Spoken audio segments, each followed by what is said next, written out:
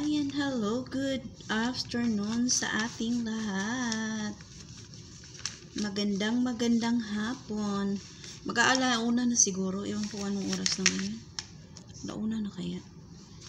12:45 ang ating oras. It's Friday ngayon. At nagtutupi ako ng yung dadalhin ko pag gumagala kami ng alaga ko, dadala ako nito para sa mga dumi nila. Ayan. Patapos na, 2 piraso na lang. Naisipan kong wala naman akong ginagawa na. Tapos ako maglinis. Mamaya maglilinis. Tapos kung kumain ng ng tanghalian, maglilinis ako sa sa stock room. I-arrange ko lang ba. Ayan.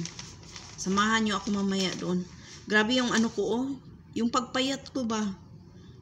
Lumalim na talaga yung mata ko. Ayan, kumusta na nga ba tayo? Ang chikahan natin. Kumusta na nga ba tayo sa ating pang 10 months na ata? 10 months? Oh, 9 months. Pang 9 na buwan ko dito sa bansang Hong Kong. Kumusta na nga ba ako? Kumusta na ang ating buhay-buhay, ang nila, pakikitungo nila sa akin, ng ating mga kumusta na ba? Ayan. Wala ang mga amo ko ngayon. Andoon sila, yung alaga ko andito sa sa lap ko. Neng, yung isa maingay. Grabe talaga yan. Ayaw niya ng maingay, pero siya mas maingay. Ayan. So far, nakaabot na tayo ng 9 months na tayo. 9 months ba? March, April, May, June, July, August, September, October, November, December. O 9 months na. So, ayan. Yung mga amo natin ay nagbakasyon sa Japan ngayon. Babalik sila dito ngayong Sunday. Dito sila New Year's Eve dito sila. Ayan. So far, maano naman sila. Okay pa naman yung pagkikitungo nila sa akin. Mabait pa rin naman sila. Ewan ko lang pagbalik nila kung magiging okay pa ba. Tingnan natin kasi parang tumatagal na tayo. Mag-iisang taon na tayo. Yehey! Ayan, tapos na tayong mag-iisang taon na tayo dito sa kanila. Sana, hopefully, maging maayos hanggang sa matapos ang ating, ang ating kontrata. Ayan. Maya-maya na ako kakain. Yung nila, okay din naman sila. Okay pa naman yung pakikitungo nila sa akin. Ayun nga, minomonitor kami sa sa camera. Everyday yan, tumatawag, nagme-message. Lagi yan sila. Ayan, ang alaga ko. Giniginaw siya. Pero hindi naman masyadong maginaw. Kasi winter na ngayon, pero mainit ba? May init siya. Kaninang umaga nga, pinapawisan ako. Naglakad kami ng alaga ko, isa. Ayun. Mabait naman sila hanggang ngayon, mabait pa rin naman sila. Sana yun talaga ang pinagpray ko always, na hindi sila magbabago ba. Yung hindi kasigaw-sigawan, yung minsan talaga may time na not in the mood sila, mga ganyan. Minsan yung yung ayaw nila ng pagkain, pero okay lang din naman. Minsan nga isang linggo or 3 days, mga ganyan, hindi ako nagluluto kasi parang gusto nila kumain ng masarap. Alam ko naman na hindi ako talaga masarap magluto. Yun ang inaano ko ba, gusto kong i-practice talaga na magluto kasi doon sa Kuwait noon, wala talaga akong luto, as in linis lang talaga yung trabaho ko. Tas sama-sama sa amo, sa mga bata, mga ganyan. Pag naglaro sila, sama-sama. Yun talaga ang pinaka ko, trabaho. Tas dito sa Hong Kong, sa'yo na talaga lahat. Magluto, maglinis, mag-grocery, yun, sa'yo lahat yan. Tas minsan, yung pinakaano ko lang, yung, anong tawag doon? Challenge ko sa pamamalengke is yung konti lang yung pera na ibibigay sa'yo ba? Yung budget, ayun. Kasi ang budget namin sa sa isang araw is 150. Yun ang pinakamataas na yun. 150 ang pinakamataas. 3 putahe na ang lulutuin mo yan. May ka na, may gulay, karne, at saka soup, yung sabaw nila, pinakasabaw nila. Pero pinagkakasya ko rin naman. Nagkakasya naman. Minsan, gumagastos lang ako ng mga $80 sa tatlong na yun. Tas minsan 100, mga 100. Hindi ko talaga mauubos yung minsan pag walang mga ricados, mga ganyan. Minsan kukulangin. Depende sa sa lulutuin mo na mga dish, mga ganyan. Ang importante yung karne talaga, marami yung karne mo. Tas yung gulay, okay lang na gisa-gisa lang naman ang mga gulay nila dito. Tas yung sabaw, mga lang din yan siya. Masarap sa sabaw nila, dapat may karne ka talaga na kahit konting karne lang yan. Sa akin $20 lang yung karne ko na nilalagay.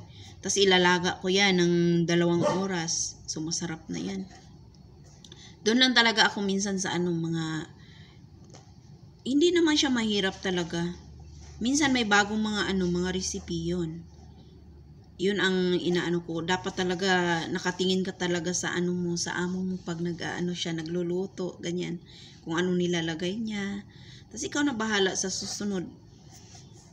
Ayan. Mas okay nga yung luto nila dito kaysa sa doon sa sa Middle East kasi ang daming nilalagay. Dito lang. Mayroon ka lang oyster sauce, soy sauce, mga ganyan. Okay na yung pagkain nila. Yun ang dito, nakaganda. Ayan. Ayun nga. Wala pa namang sa mga amo ko, wala pa naman akong anong tawag doon? Wala pa akong na-encounter na yung yung magrereklamo nga ba sila ba? Magrereklamo sila sa trabaho mo, ganyan. Kasi alam naman nila na ginagawa mo yung mga yung dapat mong gawin. Ayun, wag mo lang talaga silang ipapakitaan na na nakaupo ka, naka ka lang. Tapos sila nagtatrabaho din naman yan sila sa doon sa labas. Mas pagod sila ba?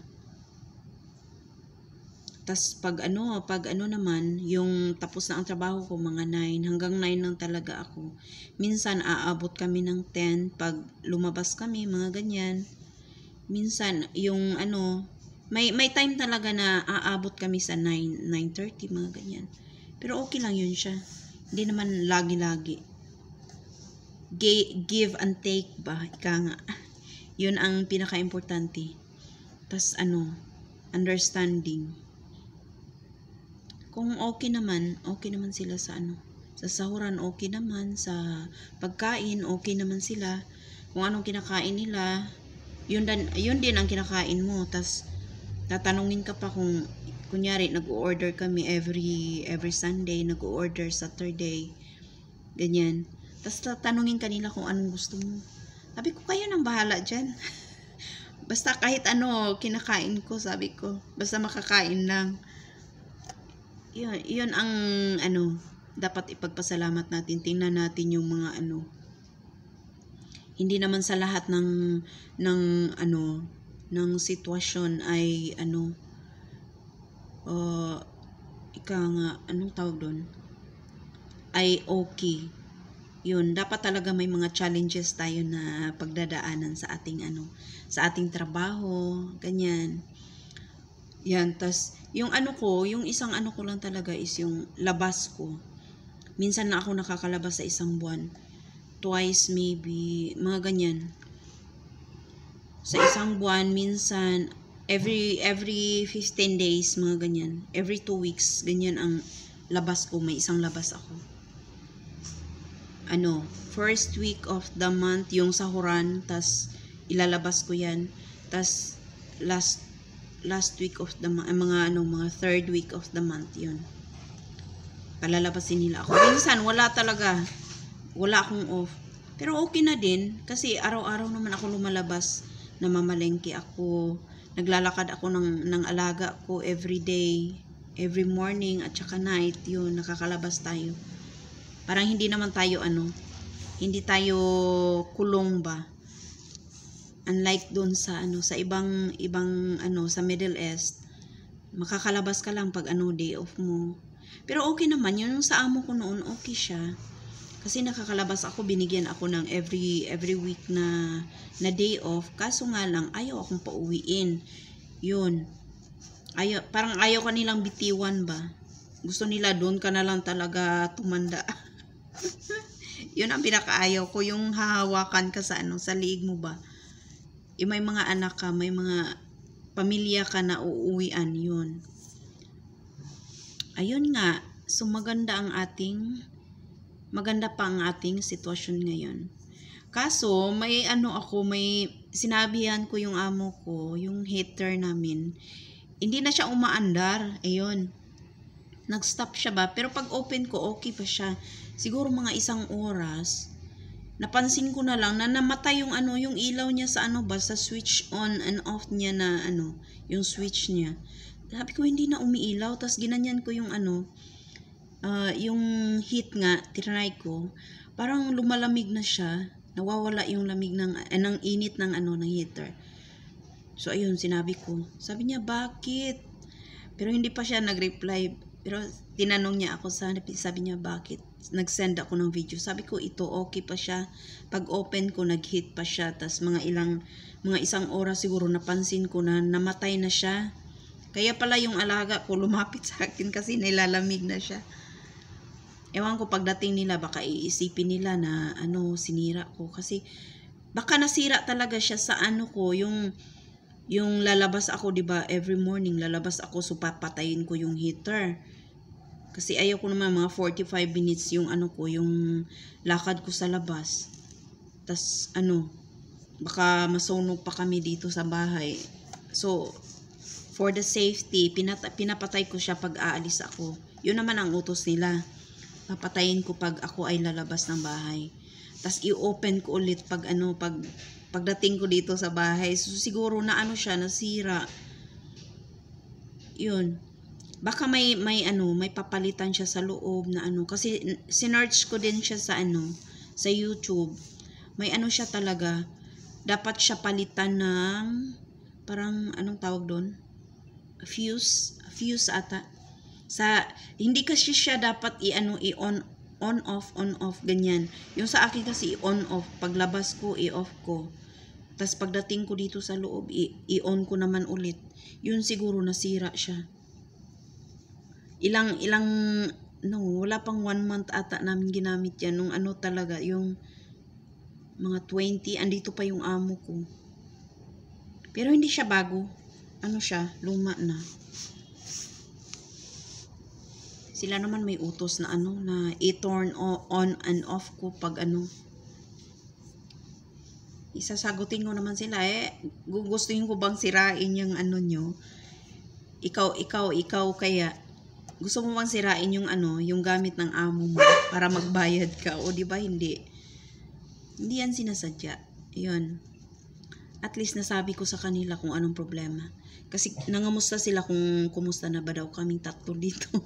Sabi ko okay lang naman kami pero may problema, may isang problema yun nga yung heater namin nag-off. Wala kaming gamit na heater ngayon kaya itong alaga ko andito natulog siya. 8:30 na kami nagising kanina. Mga 8 ata, 8. Mga 8, ganyan. Last day, 9. Kasi sabi ng amo ko, wag daw kaming gumising ng maaga. Tulog pa naman sila, kaso ako, ayaw kong matulog na, parang sumasakit ulo ko pag yung nasubrahan tayo sa tulog ba. Ayan, Merry Christmas and Happy New Year everyone. Magtatapos na ang taon. Sana ay i-bless tayo lagi ng ating Panginoon. At ingat-ingat tayo lagi. Ayan, thank you so much for watching, guys. Hope to you like and subscribe to my channel. Ayan. Then comment down below para ma-shoutout ko kayo, and bigyan niyo ako ng ideya kung anong isusunod ko pang mga videos na i-upload. Ayan, stay tuned. Thank you so much for watching. Bye-bye.